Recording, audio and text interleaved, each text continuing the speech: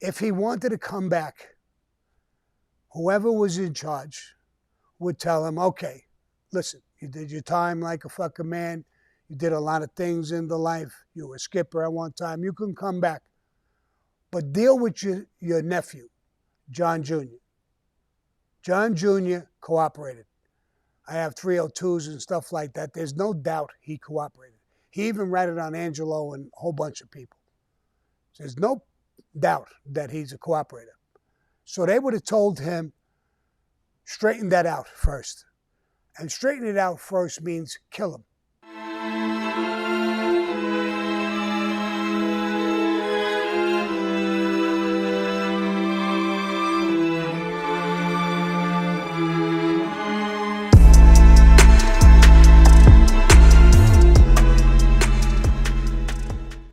So today we're back with Sammy the Bull Gravano, and we're going to be talking about Gene Gotti and John Carneglia.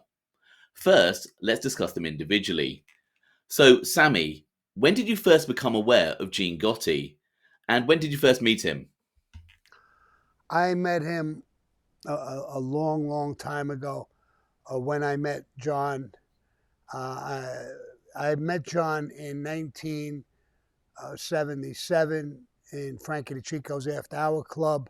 And right after that, I met Gene Gotti. A little time after that, I met Johnny Koenig. I met most of the guys he was with. From time to time, we bunked into each other. And I was already made. John got made, and we became closer. They came to my father's funeral. A gang of them came down, John and a whole bunch of them. And when my mother passed, same thing happened. So I, through the years, became a little closer and closer, especially when we all became friends of ours. I liked Jeannie a lot. I got along with him real good. I think he was the better part of the Gottis, to tell you the truth. Okay. Tough guy, good guy, man of his word. So I knew them rather well. And what about John Carneglia? What was your first impressions of him? Well, I already knew he was a tough guy, man's man, tough guy, did a lot of work. He was their workhorse. It was one of them. So I met him on a bunch of occasions. I did work with him myself. So I knew him real good. And did you know his brother Charles? Because apparently he was a bit more crazy. I did. I didn't know him personally. The first time I met him, I heard he was a whack job, and he was getting made. And I was in a room in a basement with John Gotti and myself and a whole bunch of other guys were going to get made. And he came in. It's the first time I actually saw him. And John said, look at this guy, he says. Bro, what does he think? This is a biker gang? He had rings on every single finger, from the thumb all the way across on both hands.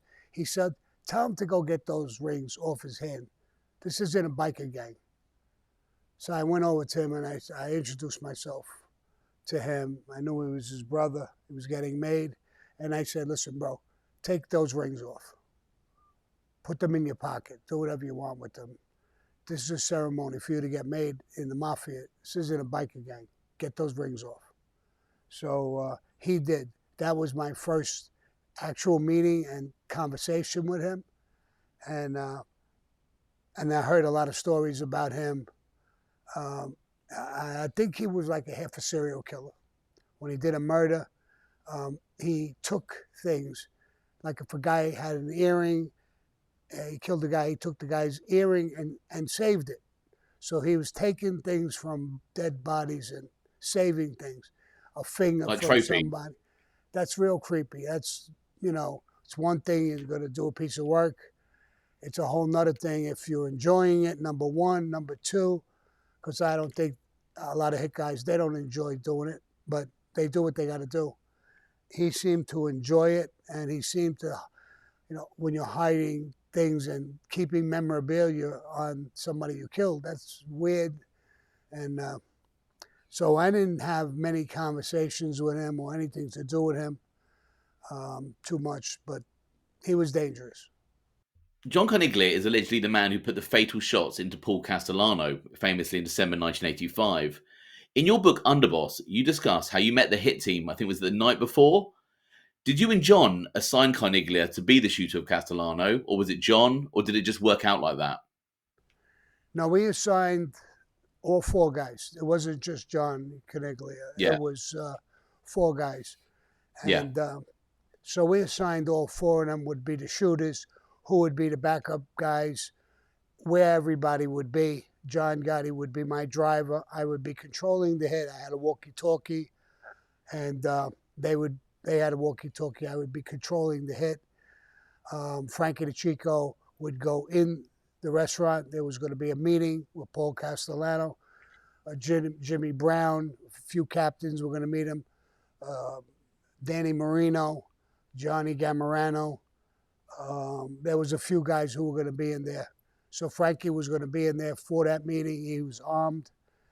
Now, if they got up, they heard the shooting or whatever, he would tell them, sit the fuck down, and show them, open up his jacket, show them the gun. They're not stupid. They would immediately sit down, and that's what actually happened.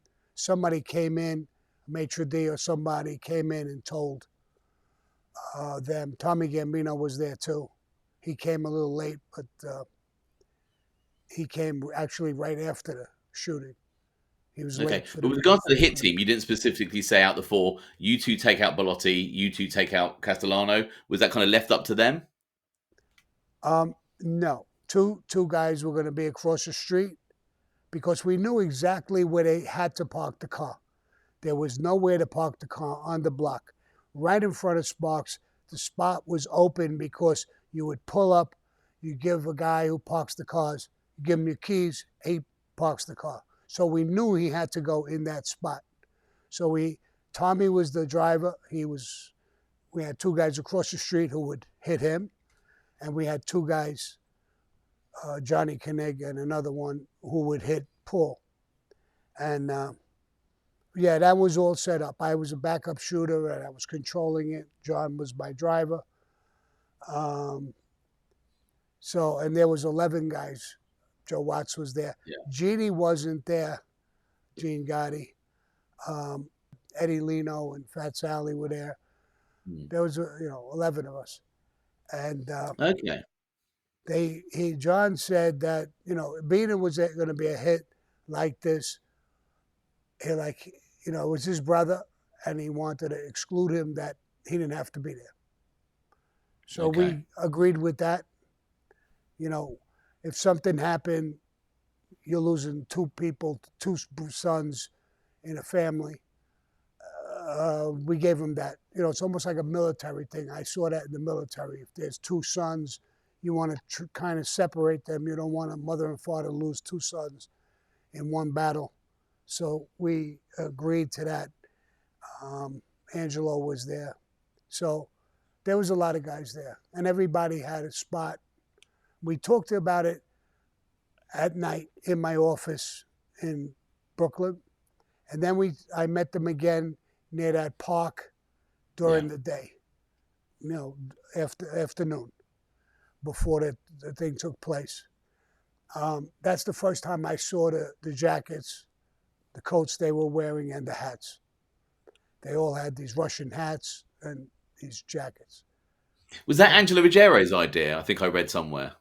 I really never knew whose idea. I thought it was a great idea when it happened. I didn't think about that before.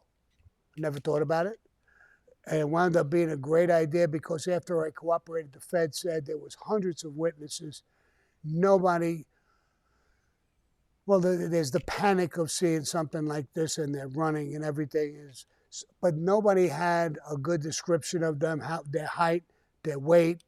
Everybody, all their witnesses talked about the hat, the Russian hat, the jackets, stuff like that.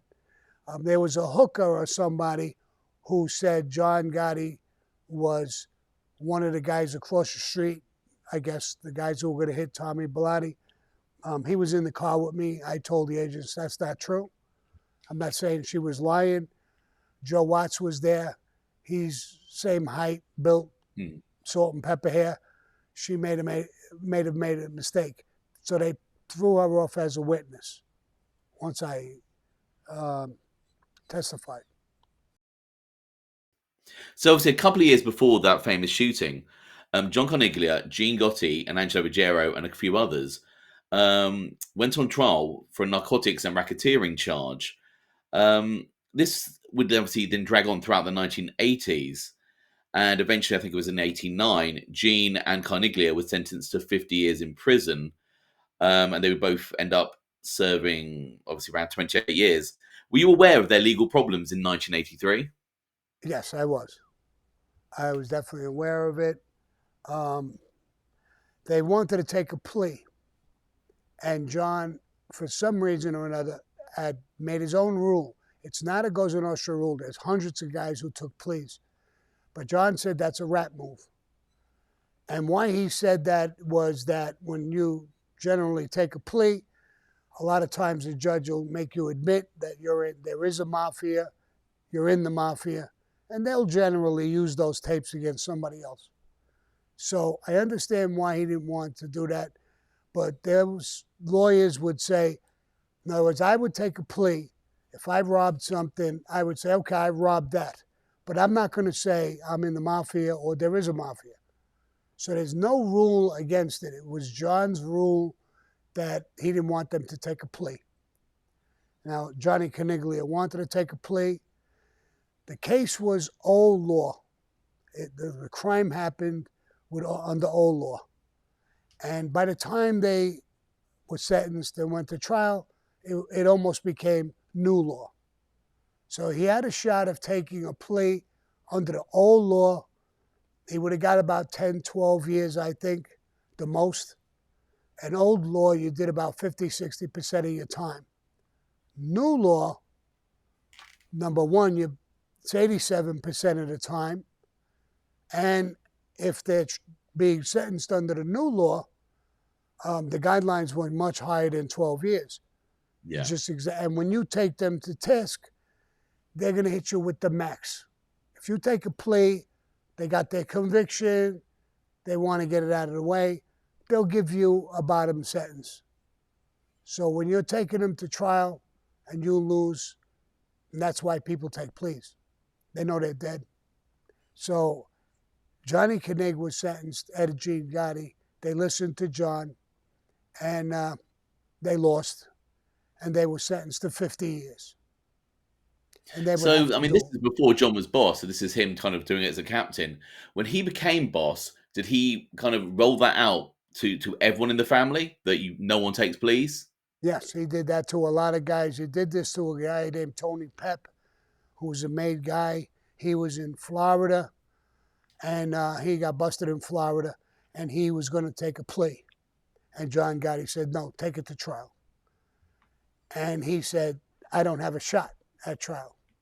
I'm so caught, the evidence and everything, I know I'm going to lose. John said, I don't care. Take it to trial. And he didn't say this physically, but he said, fuck you, John.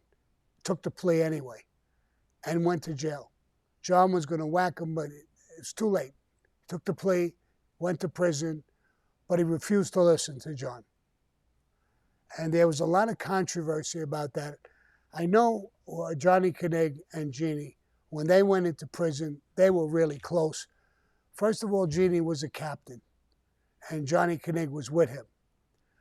They broke up. John, for some reason, took Jeannie down as a captain. I don't know why, but he did. And Johnny Carneglia didn't get it. He hated the fact what John did, make him take the plea. He hated it. And he didn't stop getting along with Gene Gotti. I guess they were arguing. And Gene Gotti wasn't happy about it either. But I guess it's his brother, and the guy was the boss, and he didn't want to make a big deal out of it. It happened. So he wasn't really complaining too much, but he wasn't happy. But Johnny Carneglia was complaining loudly about it. Oh, openly to other people. Okay, interesting. To openly to other people and to Gene Gotti, and he argued with him for not being more, vocal about it. Yeah. We should have both been complaining.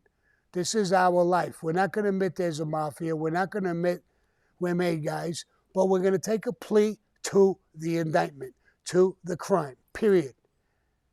That's not a rat move. People are doing that all over the country. So I that mean, was because the the irony is obviously back in, I think, the early 1970s, 1974, John Gotti actually took a plea himself after the James McBratney hit. Whether that was something I think was arranged by like Roy Cohen, people like that. But right, Gotti had actually taken a plea himself in the 70s. right. I don't know why he changed his thinking about this. Not only did he take a plea, his son took a plea too, way after. After this was the rule. And his son took a plea. So I don't understand. You can't tell guys you have to go to trial. And then if you took a plea, then your son took a plea. I mean, it's so unfair and so wrong. It's pathetic. Yeah. So in 2009, John Carneglia allegedly sent a letter home from prison, and it said, "If I'd taken a plea in '83, I would have been home 19 years already." And that was in 2009, and he still had another 9 years to go until he was released in June 2018. Yeah. So as you're right, if you'd have taken that plea in '83, you'd have got maybe 10 years, 12 years, And and you that's do it. half the time, you would have did 6, maybe 7 years on the thing. And instead of almost 30 years or 30 years, whatever he got, whatever he did on it, which is a disgrace. And and John did certain things at certain times that people in the mob completely didn't understand. This isn't a Cosa Nostra rule. You could take a plea. Guys were taking pleas in other families. So why ain't we allowed when we could take? In other words, I know I'm dead. I mean, I took pleas too. I don't understand. I didn't say I was a mafia member before I cooperated. I didn't say anything about the mafia. I just took a plea to the charges. And got a let. Hypothetically speaking, if that trial had been after 1990, when you and John both got pinched, do you think they would have gone against his wishes? Although is he still the boss inside? Or do you think they would have been like, right, well, he's locked up probably for the rest of his life. Maybe we take a plea. Well, Tony Pep took a plea. I think it was when John was the boss. And he took a Yeah, plea in Florida. He didn't give a shit what John said. He went against his orders. yeah, And I don't think anybody got mad at Tony Pep either for doing it. And he couldn't okay. do anything about it because right after he took a plea, he turned in. He was in jail. What are you going to do? So, So just a quick question. Obviously, those guys were inside for, I think in them about 28 years. Are they still, if they had money out on the street when they went inside, are they still earning from that? Could they still be earning from things while they're locked up? Or does it all dry up for them? it dried up for them. Gene Gotti and Johnny Koenig had a lot of money into, he was the underboss, Joey Scopa, with the Colombo family that had a Yeah. very close relationship with him. This kid, Papa, Jerry Papa's son, I don't remember his first name, but his last name was Papa, killed Joey John Scopa. Papa. It was John. All right, John Papa, His son, yeah. he killed Joey Scopa, and that all dried up now. Because Joey Scopa was actually a guy in another family, but he was helping them a lot with their families and stuff like that. So when he got killed, that dried up too. But their loans, their Shylock money, it basically dried up. And I don't know, there was a lot of hard feelings with the son, John Gotti Jr. A lot of that money kind of disappeared from a lot of people. I mean, I think John Gotti Jr. was very greedy, and he was taking over people's monies. When I cooperated, they took my Shylock business. They took all kinds of things. And yeah, I don't know. So, as we said, Gene Gotti was a captain at the time of his incarceration. John Carneglia was a soldier. In your opinion, if they'd have taken a plea and come out earlier, would they have risen higher up the ranks? Did they have those kind of qualities, or not so much? No, they definitely both had those qualities. They both did a lot of work. Like I said, I think Gene was the best Gotti that there was. He was, I think, even better than John. He was easy to talk to. He was easy to deal with. He wasn't. He was dangerous. So was Johnny Connect. But you were able to deal with them on a man-to-man. It wasn't sick type of shit. So, and both of them were fair with people. When you have those qualities and you're a tough guy, yeah, they both would have elevated very easily. Like I said, Jeannie was already a captain. He could have went further. I'm sure that Johnny Koenig could have became a captain very easily, especially if Jeannie excelled, let's say, to the cause he had a family. Johnny Koenig would have took that spot for sure. Nobody under him would have fit that spot better than him. His big Okay. problem was his brother, but everybody put that on the side.